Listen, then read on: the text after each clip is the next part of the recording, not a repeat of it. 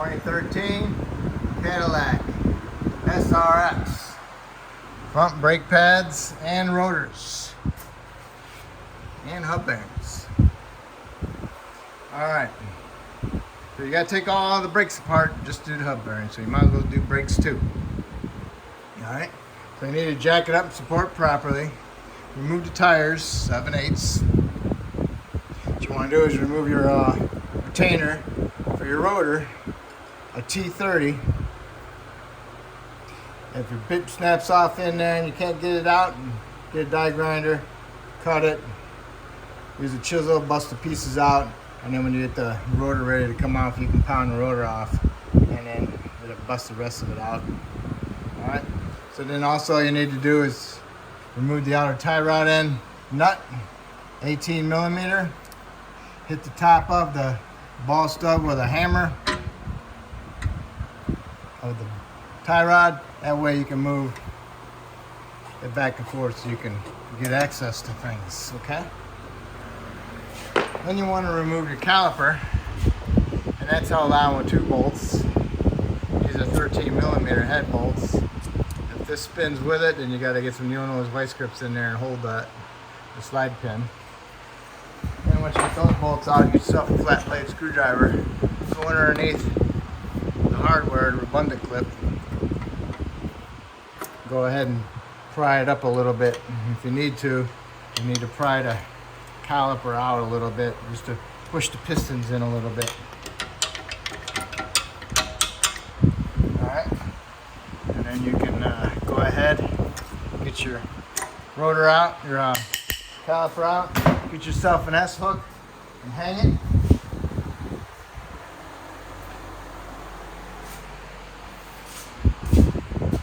Somewhere up out of the way. This is a beautiful car. These brakes, hub bearings, struts are leaking too. Nice. Alright. Now you want to remove your caliper bracket. That's held in with 2 18s, one here and one there. You remove that, and you make sure you hold on to your bracket. Okay? Alright, there's your caliper bracket and there's your brake pads. What you want to do is you want to remove your brake pads out of there.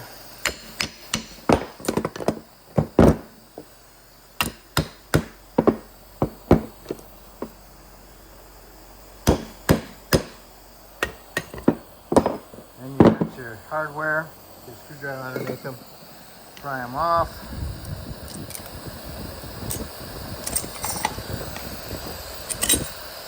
Then you need to clean up your caliper bracket.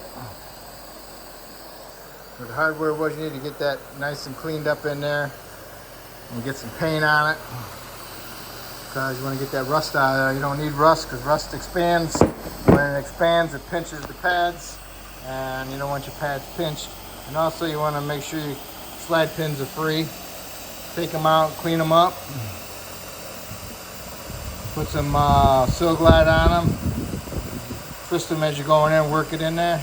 Do not pack it full of Seal Glide, you won't be able to compress it. Make sure you get some Seal Glide on your boots to help seal it.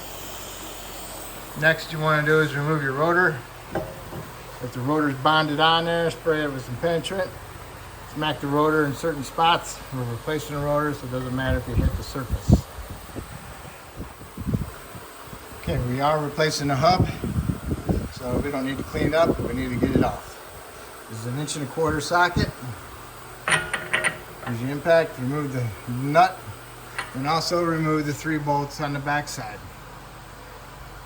You get better access with this nut off, and tap on the half shaft so you can push it in, so you can get a socket on your 3 bolts from the back side. 1, 2, and on the other side. And that's why you have this loose. Nut is off. Push the shaft in. That allows me to get a better grip on my bolts and also remove them. Next, all I need to do is remove my hub bearing. You can hit it with a hammer through here. See how long that takes? Or if you have the tool, a hub bearing remover tool.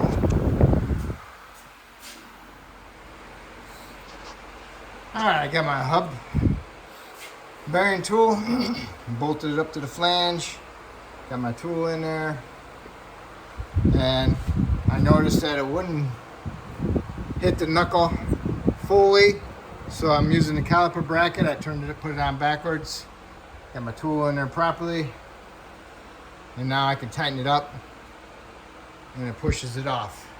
If it doesn't move any, stop, put some more pension on it, let it soak.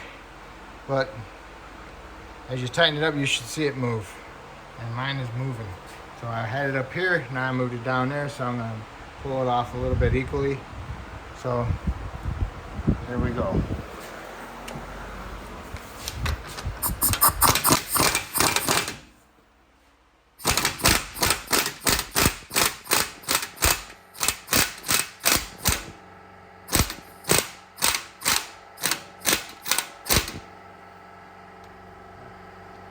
I'm sure I could work it out with a hammer. It's getting kind of cockeyed right now.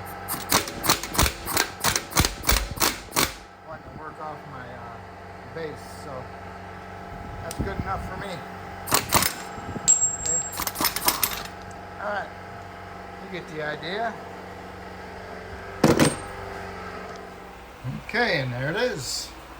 Now I can go ahead and take my bracket off and clean up my bracket. Clean up my knuckle. Okay, the hub is out of the way. Look at this, it's all nasty and I gotta get that cleaned up. And when you're cleaning it up, guess what? Your tool cleaning it just might hit that ABS sensor right there. So what you wanna do is you wanna remove the ABS sensor. 10mm bolt. Twist it and pull it out. Set it aside so you don't damage it when you're cleaning this area up. So now you can clean inside there. Alright, get it all cleaned up inside there. I use a die grinder with a carbide bit on it. Removes that corrosion right away. Alright, get it cleaned up. Go ahead, put some ANCs on your sensors, put it back in and snug up your bolt. And I just put ANCs all over inside of here also. And the splines, a little bit on your threads, inside there and on here. Put my hub bearing on there with ANCs on the back side of it. Sandwich that plate, dust shield in between with some ANCs. Got your sensor in there, got some ANCs on it. Got my hub installed, got a little shim. Dust shield, it's all lined up. Get my bolts, wipe a little bit of Loctite on them, and then get them all started and then snug them up. Alright, the torque spec on these rear 3 hub bearing bolts is 125 foot-pounds. Next, you can go ahead and run the nut up, but we'll wait till the last minute on the nut. You don't want to put the nut on there and kind of tighten it and then forget about it. So we're going to wait till the last, so the nut's in your hand, the last part, okay? So next, we need to do is get our rotor on there. We're going to put new rotors on and clean off the shipping oil on the rotor. Put some ANCs on our hub. Make sure we got our brackets ready. Get your copper brackets cleaned up. Silk glide on them. Don't fill them up, don't pack them. I painted it. Let it dry, do not pack it. Make sure you put it over the pin and work the pin in and out a little bit. Get it in there and make sure you get some on the boot.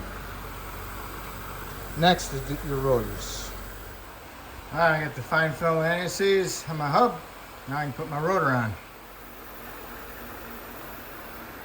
Okay, got the bundle clips hardware pushed in there all the way.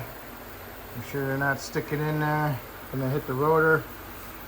Looks good, so now I can go ahead and get these mounted and snugged up. Next, you want to push your pistons back in on your calipers. Make sure the boots aren't torn or any fluid leaking out of them. And I use a C-clamp and an old pad. Once you get them pushed in, you want to clean them up with a wire brush. And then you're all set and ready to go to install your parts, your pads, and then your calipers. All right, now it's time to install your pads. Squeak indicator. The squeak indicator goes towards the rotation of the rotor. The rotor is rolling this way, so it will be on the top. Just sitting on the bottom. Make sure it's bottomed out. And they act like little springs, so you got to push the pad up against that to get them on. And get the other outer. They don't say inner or outer on them, just so you know. Put the bottom in. Line up the top. Push it down and then push it against that spring. Push it in. And now you can put your caliper on. Make sure you put the caliper on, it's not twisted. And when you're pushing the pistons back in, make sure you didn't have it pinched to restrict the flow of the fluid going back in there, making it harder to push in. And don't forget, your caliper bracket torques is 90 to 100 foot-pounds, okay? Got your caliper on.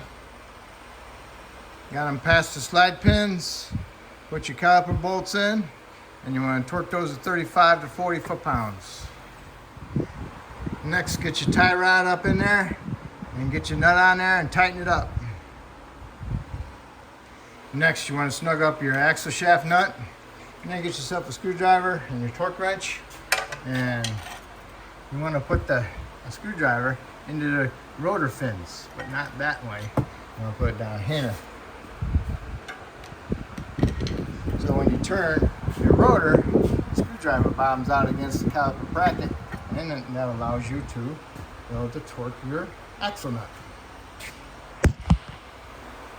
Then you want to torque it to 160 foot-pounds. Okay, it's all together. My line is not twisted or anything. ABS is spilled back in there and plugged and never disconnected it. Tie rod is done. Hub bearings torqued. The back ones are torqued. Caliper bracket and caliper is torqued. So now I can go ahead and go do the other side exactly the same way. Then after you get done with that, then you can put your tires on and torque your lug nuts to 140 foot-pounds. Go inside lower it down, go inside the vehicle, start it up, push the pedal to the floor a couple times, and make sure you have a good decent pedal. And you can shut it off and go inside the hood and inspect your master cylinder reservoir and check your fluid level. Top it off as needed. Make sure you inspect what type, 4 or 3. And that will complete it. That's it. That's how you do your front brake pads and rotors and hub bearing. Hopefully I helped you out with this job video. Hopefully you can help me out by subscribing to me, and I appreciate it.